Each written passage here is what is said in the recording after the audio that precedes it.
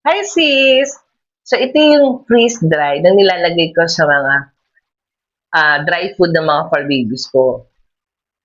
O di ba mga kasis? At hindi lang yun. Dahil meron tayong apat na variant na pagpipilian na magugustuhan ng mga fur babies nyo. So meron tayong beef liver, chicken meat, at egg yolk.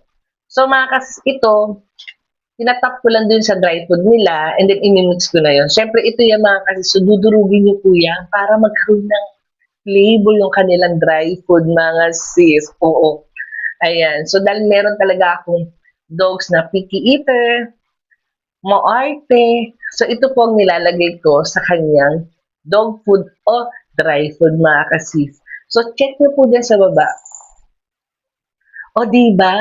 Affordable. At meron kayong apat na flavor mapagpipilian, di ba, sis? Oo. So, kung naghahanap kayo ng freeze-dried, ito na ang Pet Mara na bagay sa mga fur babies natin. Sis, ginawa ko na ng link andyan sa ibabaw ng pangalan ko.